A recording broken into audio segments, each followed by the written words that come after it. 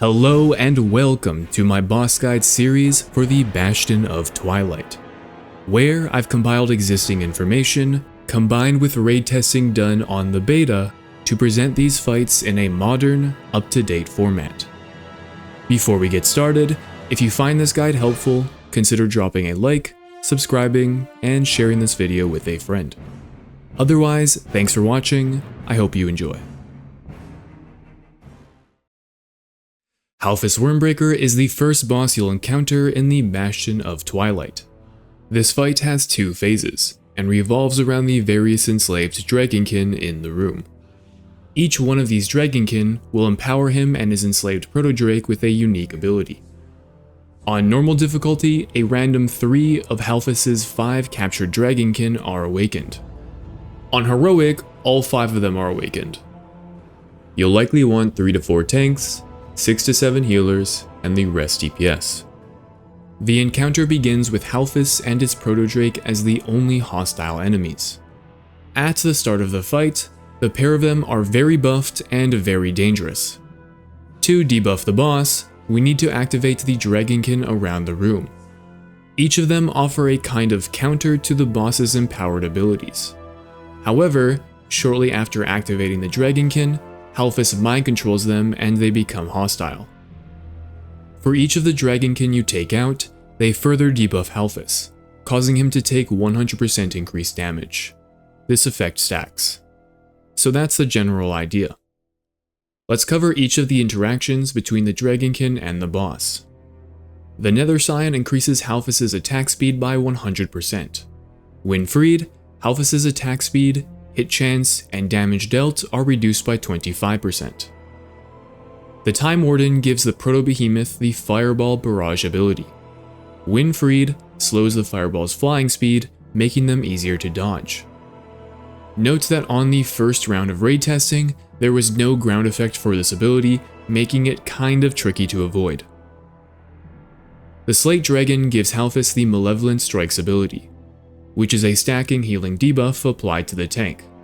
When freed, will periodically stun Halfus for 12 seconds. The Orphaned Emerald Whelps give the Proto-Behemoth Scorching Breath, a raid-wide fire damaging ability. When freed, lowers the damage it deals.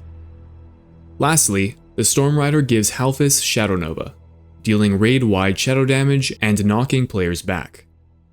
When freed, reduces his cast speed so it becomes possible to interrupt.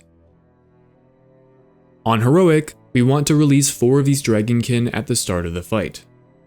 On normal, there are only 3 active drakes, so release all 3 of them at the start of the fight. For the rest of this guide, I'm going to discuss the encounter as it would be done on heroic. The normal version is similar, just subtract whatever drakes aren't active for the week. Engage Halfus, having raiders release every one of the Dragonkin except the Slate Dragon. Note there are other, totally viable combinations for releasing the Dragonkin on pull. You can release fewer of them, or even more, depending on your raid's preferences. As a general rule, the more ads we release on pull, the more we front-load the difficulty for the fight, but the easier it then becomes later on. For the purposes of this guide, we'll plan around releasing 4 of the Dragonkin on pull. Have your first tank on Halfus, second tank on the Nether Scion, and your third tank on the Whelplings, Time Warden, and Storm Rider. If you have a 4th tank, have them grab the Storm Rider. Have your tanks stack the boss and Dragonkin together, with ranged and healers in a light spread around the boss. Your DPS will focus down the Dragonkin in the following order. First the Whelps, then Time Warden, then the Storm Rider, and then Nether Scion, and finally Halfus. The first 30 seconds of this fight are the most dangerous. Your raid should rotate through every defensive, healing, and external cooldown they have to survive. Once at least 2 of the Dragonkin are down, the fight gets a lot easier. At this point, you can release the Slate Dragon for your 3rd ad tank to pick up. During this time, assign 3 players to rotate interrupts on Halfus's Shadow Nova, and avoid the fireballs falling from the sky. Occasionally, the Proto-Drake will use Scorching Breath, dealing large raid-wide damage. Healing cooldowns can help recover from this. Once 4 of the Dragonkin are dead, focus down Halfus. We can ignore the Slate Dragon. At 50% health, Halfus will begin using Furious Roar. This ability hits 3 times and stuns players for 2 seconds each hit. The Slate Dragon will help here by occasionally stunning Halfus, cancelling this ability. Send raid cooldowns and personals here. It's worth noting this ability is physical, so Bubble and Bop should both work to immune the stun, enabling your healers to continue healing and using cooldowns.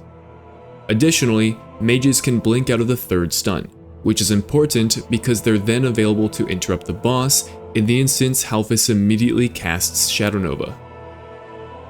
Nuke Halfus down, and that's the fight. Now, one final note for tanks. The Halfus and Nether Scion tank need to taunt swap each other's mob before stacks of Malevolent Strikes get too high. 6 stacks seems to be the necessary amount to allow the other tank's debuffs to fall off. Then, the 3rd tank will take heavy damage at the start of the fight while holding the Whelps, Stormrider, and Time Warden. This damage will quickly drop off as the raid focuses these adds down, so use defensives and externals early. Once 2 of the Dragonkin are killed, be ready to pick up the Slate Dragon as it will be released shortly. Otherwise, that's the fight. Thanks for watching, I'll catch you in the next one.